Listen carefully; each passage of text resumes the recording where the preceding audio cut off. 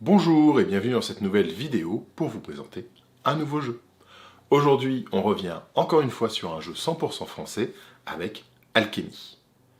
Alchemy, c'est un jeu d'escarmouche, toute petite escarmouche, moins de 10 figurines par joueur, dans lequel on va s'affronter en activation alternée afin de remplir des objectifs, de remplir des missions, puisque il ne faut surtout pas raser l'équipe adverse, sinon ce sera forcément une égalité. Une question diplomatique autour de tout ça. Voilà.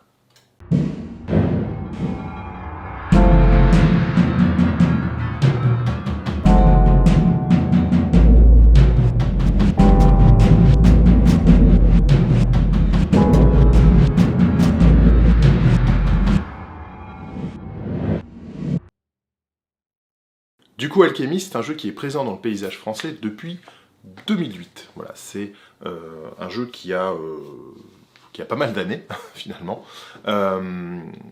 et qui avait... Enfin, je me souviens quand c'est sorti, moi j'étais étudiant, je me suis pas lancé dans le jeu parce que j'étais dans un endroit un peu paumé où de toute façon les jeux autres que Games Workshop ne prenaient pas vraiment. Mais j'entendais énormément parler via le Ravage, et ça a été un petit coup, une petite tempête dans le milieu, j'ai l'impression. Dites-moi dans les commentaires si vous avez vécu la sortie d'Alchemy directement, voir comment ça se passe. Mais c'est un jeu qui sort à un moment où il n'y a pas grand-chose dans le paysage figuriniste qui peut être proposé autre que Games Workshop, quoi. 2008, Games Workshop arrête quasiment tous ses jeux indépendants, tous les Specialist Games, donc il reste Warhammer où on en est à la V6, non V7, V7 de Warhammer et on doit être à la V5 de 40K, et c'est à peu près tout ce qui existe. Il n'y a plus de... Il n'y a plus de Necromunda, il n'y a plus Gorka Morka, il n'y a plus Inquisitor, Blood Bowl, voilà, il n'y a plus rien du tout chez Games Workshop. Et il n'y a pas grand chose d'autre chez la concurrence. 2008 doit encore y avoir un petit peu de Eldorado, c'est peut-être juste avant que ça s'arrête. Je crois que Confrontation c'est déjà fini, ou alors c'est sur la fin à ce moment-là. Donc le retour des dieux... Faudra que je me penche sur la question pour le retour des dieux, parce que retour des dieux, je crois que ça fait un feu de paille, j'ai l'impression. Donc voilà. Moi j'ai l'impression qu'à cette période, il n'y avait pas grand chose à se mettre sous la dent en termes de jeux de figurines. Et là, on a Alchemy qui débarque avec des grands noms de la figurine, des gens qui sont déjà connus du milieu, en tout cas au niveau de la sculpture et de la peinture. On va voir Jérémy Bonamonte-Boul, Alan Carrasco et Manuel Sanchez, qui sont connus à la fois dans le milieu de la figurine, en général, donc très bon peintre, très bon sculpteur, beaucoup présent dans Ravage aussi, avec des tutos, des interviews, des choses comme ça. Et la plupart d'entre eux ont aussi gagné des Golden Demons, ou en tout cas ont été présents dans les pages de White Dwarf pour les concours de peinture et tout. Donc voilà, c'est des noms que moi, ado, jeune adulte, étudiant, je connaissais, que ça fait partie des gens qui ont, dans les débuts d'Internet, du monde Internet de la figurine, des gens qui étaient présents et qu'on adulait, et ils se mettent ensemble pour créer un jeu, pour créer un univers, avec d'autres personnes, hein. Eux, ils ne sont que les grands noms connus, mais justement, il y avait le copain Joss qui était dessus, à la création de Mornéa, de l'univers et tout. Donc voilà. C'est un jeu qui sort de l'ordinaire, parce que c'est un jeu qu'on va appeler Exotic Fantasy. Donc c'est pas de l'Heroic Fantasy traditionnel, ça va être un jeu, un univers, l'univers de Mornéa. On va vous proposer en fait des factions qui s'inspirent de cultures très peu représentées dans les jeux de figurines. Donc on va avoir alors les premiers qui sont peut-être presque les plus classiques et qui pourtant sont déjà assez spéciaux, on va dire. On va voir Avalon. Avalon, ça va être du médiéval européen classique, mais avec cette petite touche de corruption végétale, en fait. Donc on va avoir des personnages qui se transforment en plantes, qui vont commencer à avoir des lianes à la place des bras, qui vont commencer à avoir de l'écorce qui va pousser, des racines dans la barbe, des choses comme ça. Donc c'est déjà quelque chose d'assez assez original. On va voir qu'il va y avoir encore plus original dans le reste, peut-être pas dans le concept même, mais dans les inspirations. On va voir la Triade de Jade. Triade de Jade, c'est une faction basée en fait sur le Moyen-Âge asiatique. Donc ça c'est très peu représenté dans les jeux de figurines.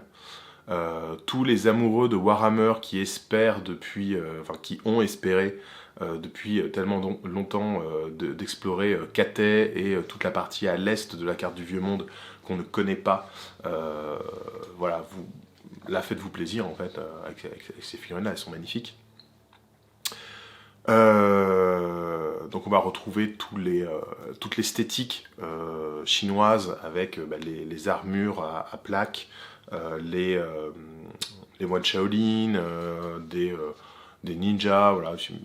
Je sais pas où... C'est pour ça que je dis asiatique, c'est pas que chinois, je sais pas où s'arrête la frontière vraiment, mais voilà, il y a une grande inspiration de cette partie-là du globe et de l'histoire qui est peu présente en fait dans beaucoup de jeux de figurines. Ensuite, on a les Orlok. Orlok, ça va être un peuple de créatures hybrides mi-homme, mais même pas mi-homme en fait. C'est des créatures bipèdes qui ont une ascendance animale. On va y avoir beaucoup qui sont un petit peu crapauds dans l'esprit, un petit peu... Il y en a des corbeaux, des loups, mais c'est vraiment... je veux dire, c'est un Orlok affilié au loup, c'est pas un loup-garou. On va retrouver des traits du loup, mais il a quand même son physique Orlok, quoi. Donc c'est assez particulier. Je vous invite à aller voir. Et surtout, ils ont une culture inspirée des Amérindiens. Donc pareil, une culture qu'on ne trouve que très rarement dans le jeu de figurines. Et je trouve ça super bien que ce soit représenté. Et la dernière faction qui était sortie à l'époque, la 4e, qui va être les Kalimans, qui est un peuple d'hommes-chats, aux tendances arabisantes. Donc on va retrouver les turbans, des soieries très précieuses, etc. Les gardes de harem, les choses comme ça et tout. Donc c'est très sympa aussi. Et surtout, on a donc cet univers très particulier, exotique, original, qui arrive et qui est servi par des figurines magnifiques. Vraiment, avec l'équipe de choc là dont je vous ai dit, les figurines sont incroyables. Et une production en plastique. Et en plastique hyper fin et hyper détaillé pour l'époque. C'est assez incroyable. Aujourd'hui, vous avez que les starters. Je ne sais même pas si aujourd'hui les starters qui sont vendus ont encore du plastique, je suis même pas sûr. En fait, moi j'ai réussi à en récupérer il y a quelques années où c'était les starters originaux, donc qui étaient en plastique. Mais aujourd'hui, la production elle est en résine. Parce que ça coûte très cher de faire un moule plastique. Donc il faut faire un certain nombre d'exemplaires pour commencer, et c'est pas forcément intéressant à cette échelle. Voilà. Alors oui, c'est bien de raconter toute l'histoire d'Alchemy, mais comment ça se joue? On va avoir...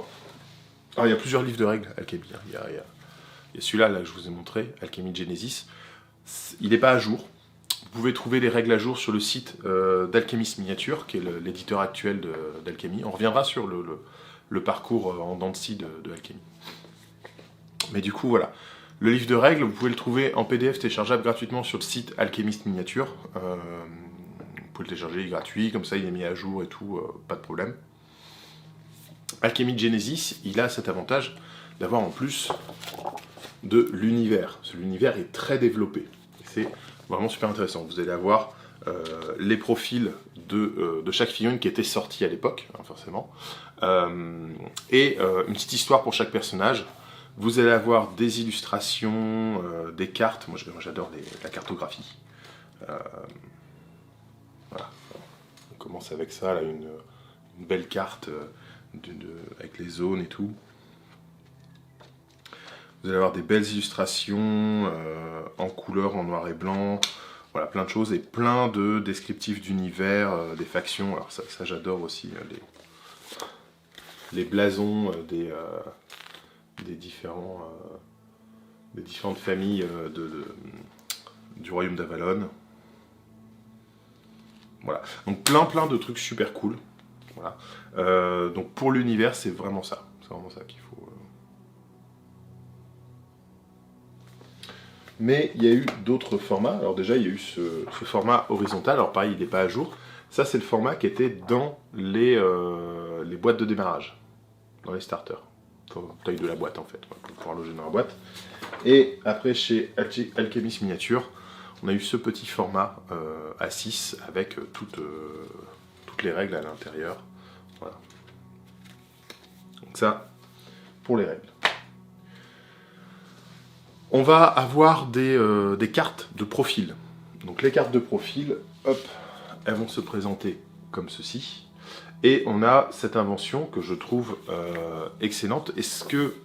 Alors j'essaie de m'en rappeler, mais je crois bien que c'est eux, alors si ce n'est pas eux, ils font partie des tout premiers, à utiliser la ligne de blessure, en fait. Et avoir du coup des profils dégressifs au fil des dégâts qu'ils vont prendre pendant la partie. Donc là, on va avoir cette ligne qu'on retrouve ici, qui va être des points de vie en blanc, jaune et rouge. Donc blanc est un indemne, jaune blessé, rouge critique, je ne sais plus comment il l'appelle exactement. Et du coup, on va avoir des dés qui vont être associés. Alors c'est un jeu où on a des dés propriétaires. Il faut avoir les dés officiels pour jouer, puisque les faces vont être spéciales. Donc on a les dés blancs qui ont les faces de 1 à 6. Les dés jaunes, je crois qu'il n'y a pas de 6 dessus, et les dés rouges, ils sont encore moins bons. J'ai plus exactement la répartition, mais je crois que la répartition est quand même présentée dans le petit bouquin, on va vous dire ça. Voilà.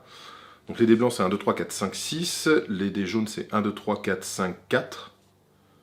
Ah ouais, c'est carrément, il y a un seul 5. Et les dés rouges, c'est 1, 2, 3, 4, 3, 4. Voilà. Donc il y a 2, 3, 2, 4. Et surtout, il va y avoir des faces spéciales. Alors, je ne sais pas si on les voit bien. Il faut que je mette là pour que ce soit... Il va y avoir des faces spéciales sur les dés, puisque avec les chiffres, vous allez avoir des symboles. Et c'est une grande qualité du jeu, en fait, puisque avec ce système, quand vous allez lancer pour faire une attaque, vous allez avoir à la fois un résultat chiffré qui vous permet de savoir si l'attaque passe, et le résultat de symbole qui vous permet de savoir comment vous blesser. Voilà, c'est hyper intéressant, ça simplifie énormément les choses, c'est très sympa. Donc on retrouve le tableau sur les cartes de chaque figurine qui va être ici, et en fait le tableau vous dit, ben voilà, si je fais hache et épée, ça fait 1 dégât. Si je fais 2 masses, ça fait 3 dégâts. Voilà. Donc ça va être par rapport au symbole directement sur les dés. Donc ça fait un seul lancer de dés pour avoir le résultat direct de la confrontation.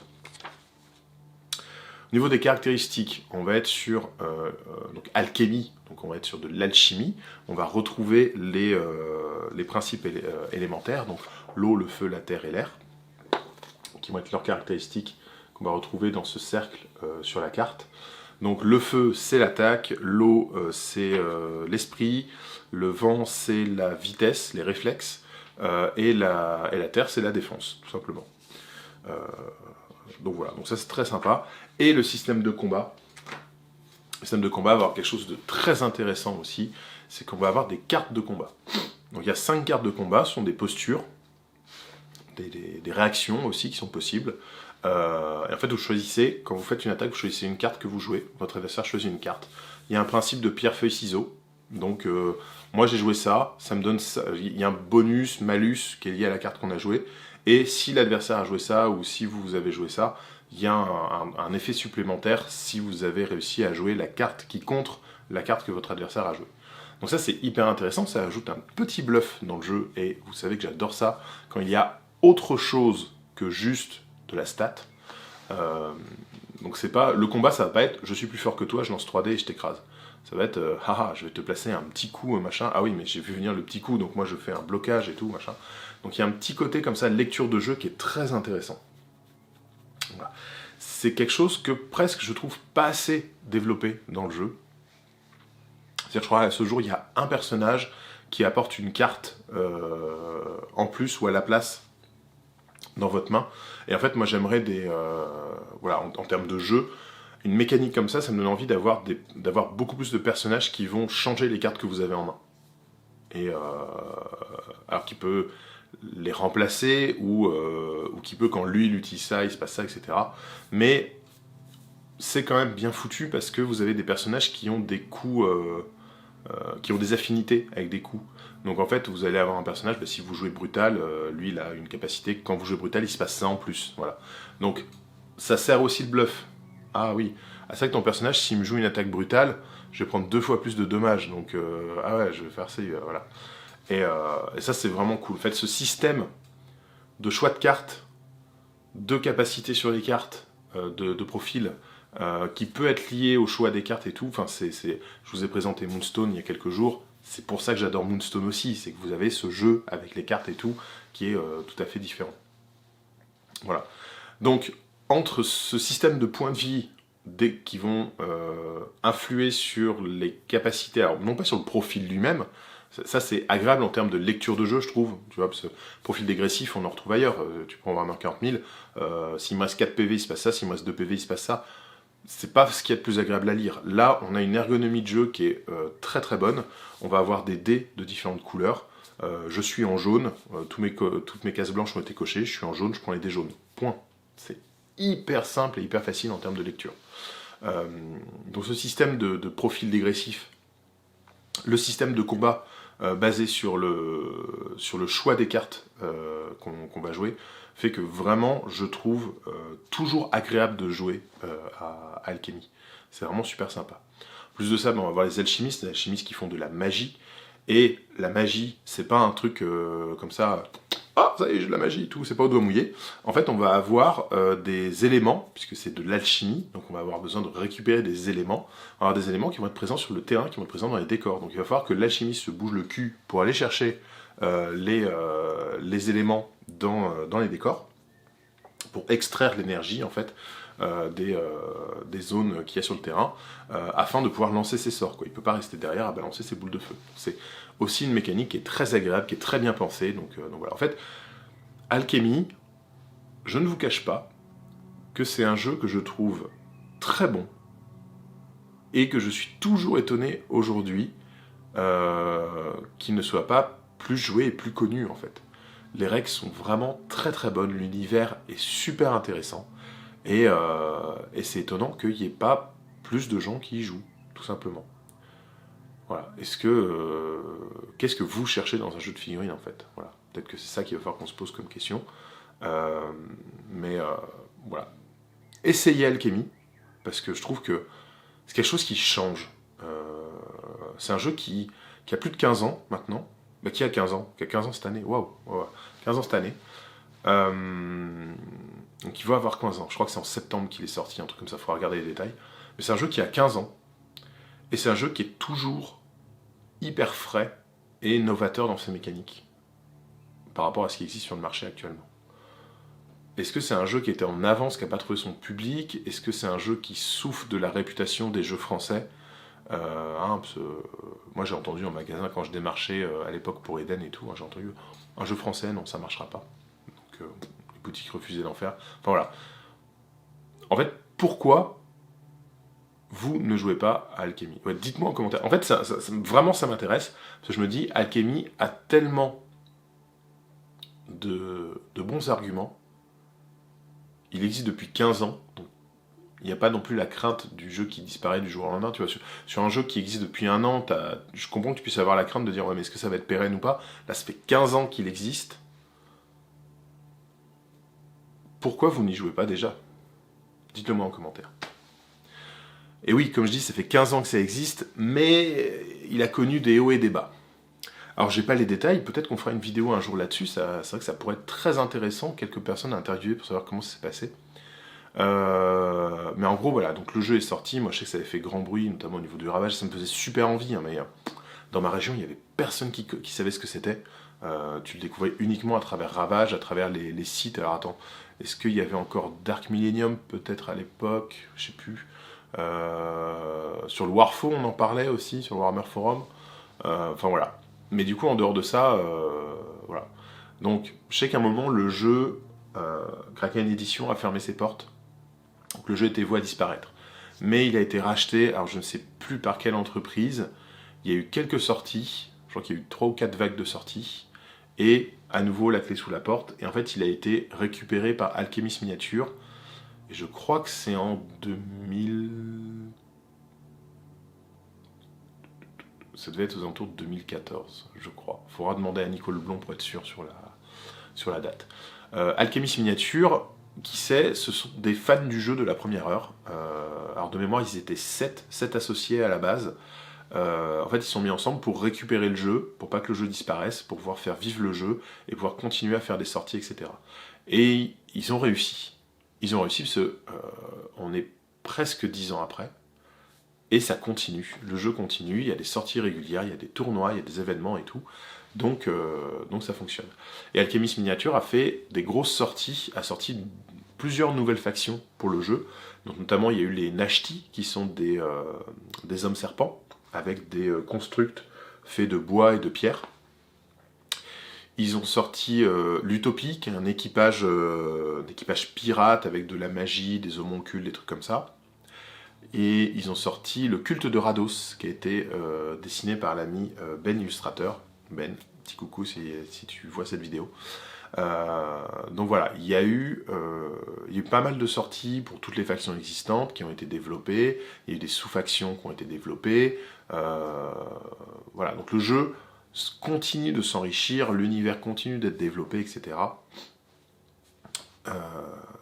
Le jeu continue d'exister.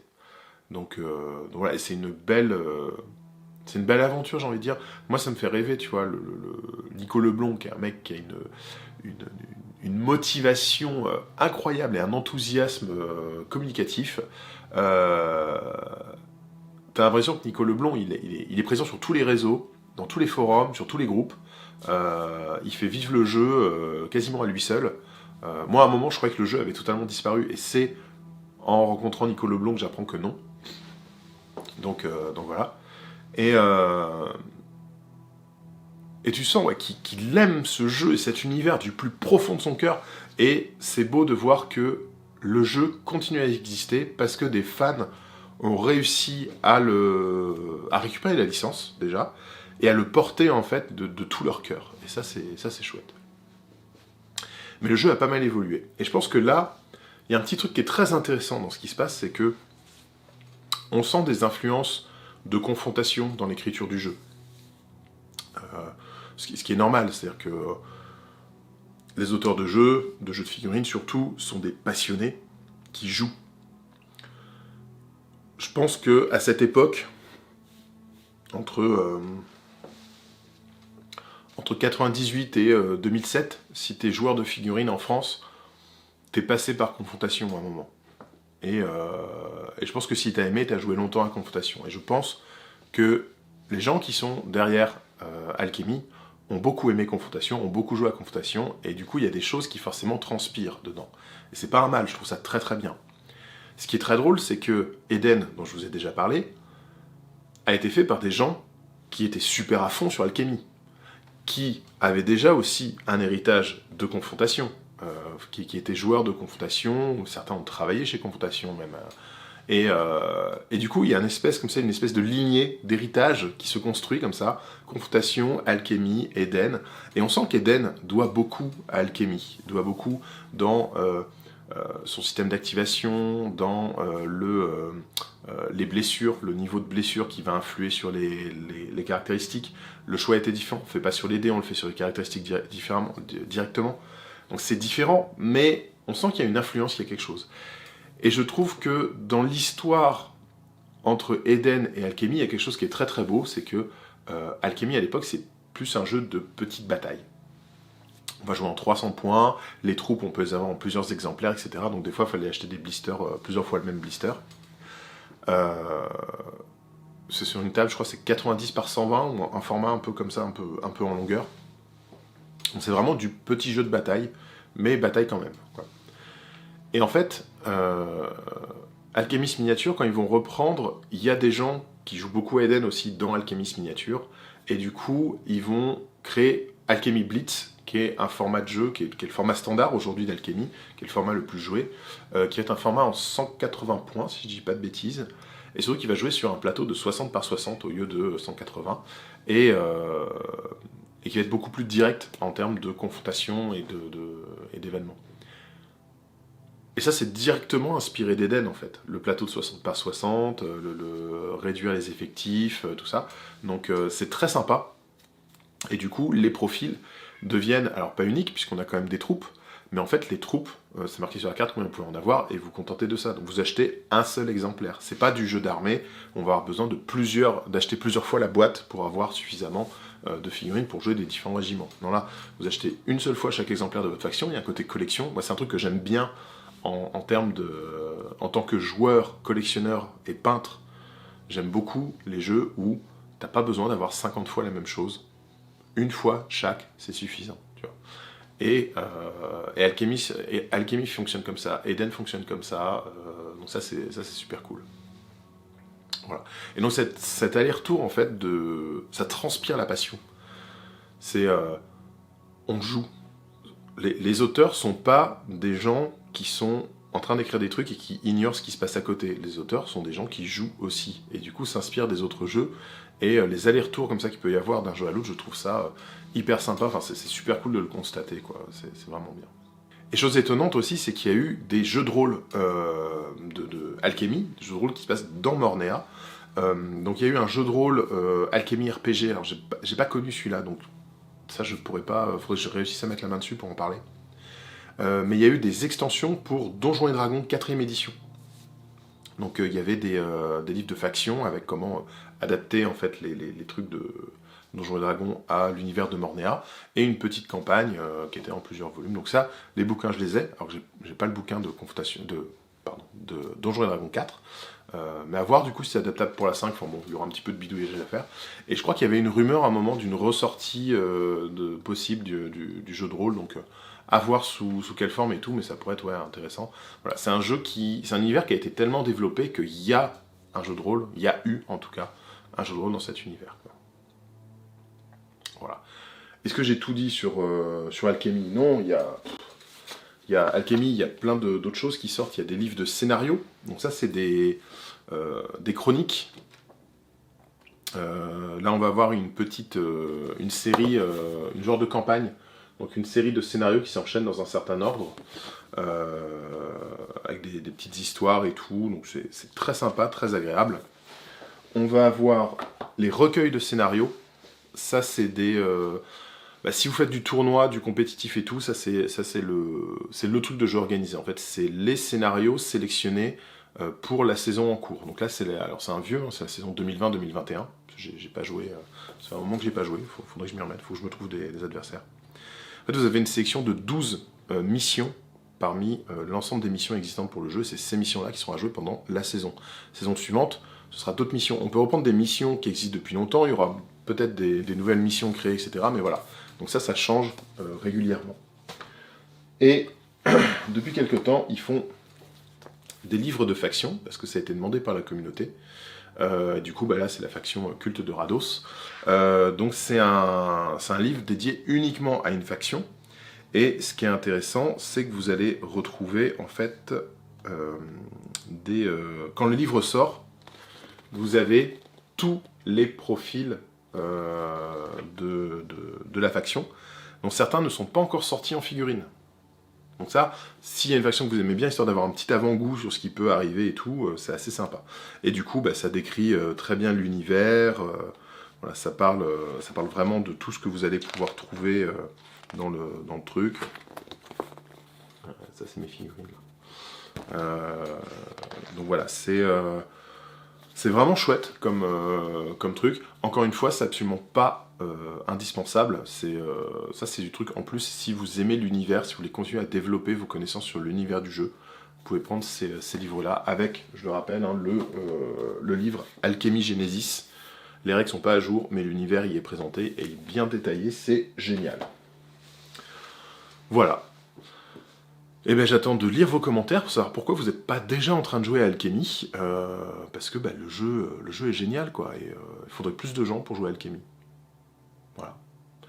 On se retrouve demain ou dans quelques jours, on verra. Je vais peut-être faire une petite pause pour une autre vidéo, un jour un jeu, pour vous présenter un jeu. Il y avait un indice dans cette vidéo, j'espère que vous l'avez déjà trouvé.